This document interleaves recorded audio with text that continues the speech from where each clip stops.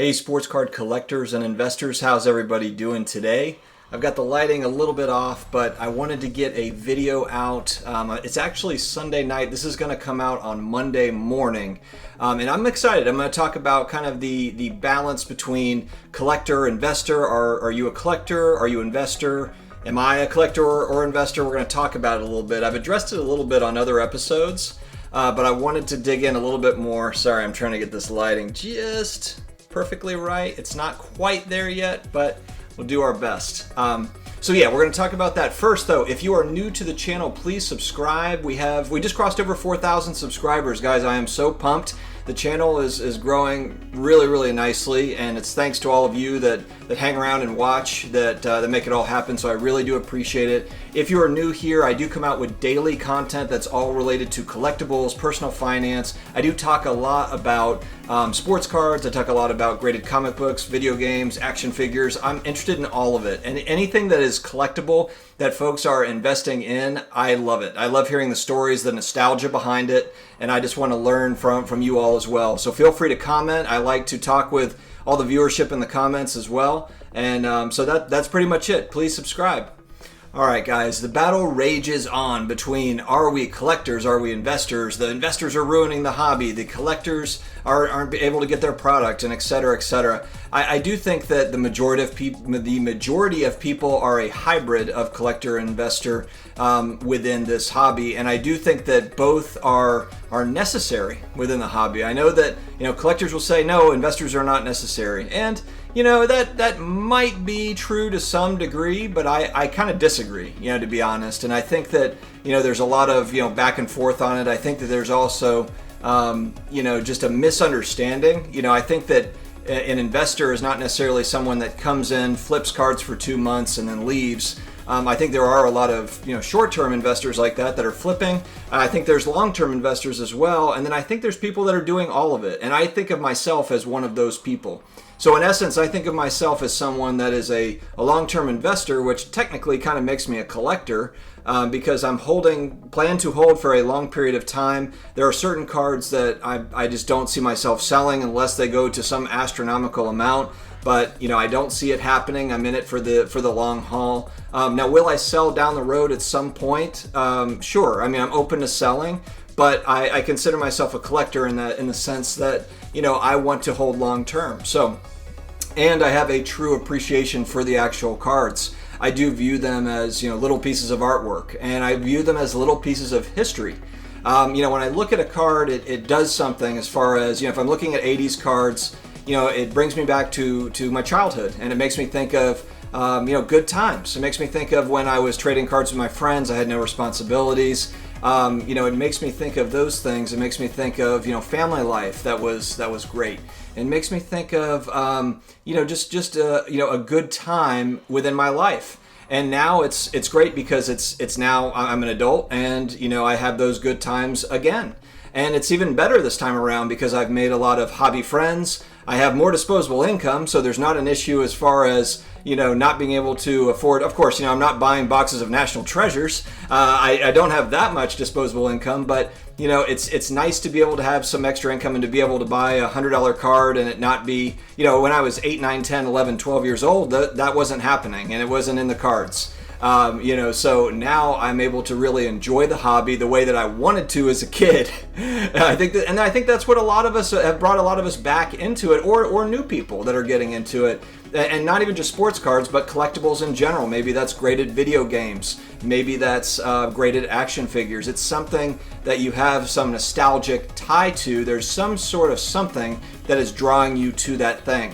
Movie posters, nostalgic movie poster, vinyl records. It all comes from that place. It's born in that place, and it lives within us all, and it kind of festers. And I think that eventually we kind of push it down or push it back or try not to think about it. And eventually, I think that the right thing to do for us is to give into that and just kind of embrace it. As something that completes us. It helps to it makes us kind of who we are in a sense, and it opens us up to a community of like-minded people that are also interested to those sorts of things. So the collector-investor battle, I think I think it's kind of too bad.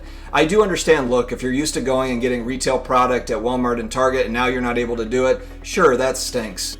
I do think that some of that anger is misguided. I mean, if you think too, look, maybe there's some people that are jerks that are in buying a bunch of retail and whatever. But you know what? There's probably a lot of people too. We're going through a really weird time in our country right now.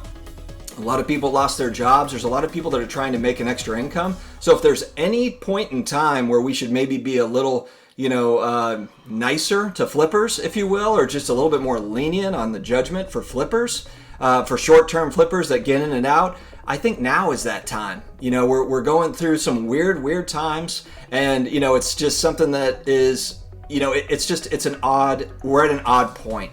That's where I think that with a lot of stuff, there has to be some patience. They might be putting food on their table with that money. So, that's how I kind of look at it. Is it too bad for people that are used to getting it cheap, used to getting prison basketball easily? Sure, it's too bad. But you know what? It's just a point in time, where demand happens to be very, very high. Will it always be like this? Maybe not.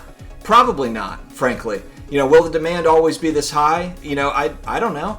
But I think it'll ebb and flow like a lot of markets. But I think that if there's at any a point in time where we should probably be patient with each other with this sort of stuff, it's now. It's definitely now. So, the video, I just wanted to kind of make this and see where the conversation goes. I do this sometimes where I'm just kind of talking, and sometimes it turns into, I let it manifest. Not always a lot of planning with some of these things. Sometimes I just like to kind of, dig into a conversation, open it up. I've made clear that with this channel, I'm trying my best not to speak at you as a card expert, because I'm not a card expert. I don't believe that's a thing. The closest thing to card experts are some of my colleagues, other hobbyists that have channels. One in particular is Jeremy at Sportcards Live. He has a really awesome YouTube channel, and Jeremy has been a hobbyist for 30 plus years. So, he's seen ups and downs, and he understands. And he's just kind-hearted. I think that's a big thing. So if you have not checked out his channel, Sportscards Live, he's the best hobby interviewer in the business, in my opinion. So I would definitely check him out. But I just want to throw his name out there as someone that is someone that has that kind of the compassion to kind of see all sides of it, and he gets it. So and the reason why I bring this up is because there's so much. When you go online, there's an immense amount of people that are frustrated that they can't get retail product, and I understand it. Or hobby boxes are $1,000. I understand. Look, if you're used to paying $200 for a hobby box and now it's $1,000, I understand. Like, look, Panini's not perfect, Walmart and Target aren't perfect, but let's just get through this, and let's be good to each other and figure this thing out. And so let's go back to investor collector. My belief is that we are mostly all hybrids. Do I think that there are some just solely collectors out there? Yeah, I do. I think there's some. Are there some that are just investors? Yeah, I think there's some of those too, where they just don't really have as much of a draw to the cards. And maybe that's where some of these newer platforms where you're able to just kind of, trade cards without actually holding them, maybe that's appealing to them. There's a place for all of us here. So let's buckle down and enjoy it. Let's enjoy this hobby, grow this hobby. For me, this has been kind of a release this year. Not only have I found kind of a childhood, nostalgic thing that's been fantastic, but it's also been a release from a difficult year as it is. So, I think that this channel is kind of my hobby within the hobby, where you have the content and you have the cards that I enjoy. You've got the paintings of the cards. I have more paintings coming, guys. More paintings. I'd say let's stick together through this thing. I appreciate you watching this video. I know I'm sort of rambling a little bit, but I hope you're having a good Monday morning. I'm filming this in part on Sunday night before the Saints-Bucks game starts. For those that are new here, I'm a diehard New Orleans Saints fan, and I don't want to be emotional at halftime if the Saints are down 24-0 or something and I'm in a bad mood. So I wanted to get this video out. Please subscribe if you have not already, and we will keep the daily videos coming on all topics related to collectibles, personal finance, and a whole lot of sports cards. content. So thank you again for joining, guys. We will talk to you later.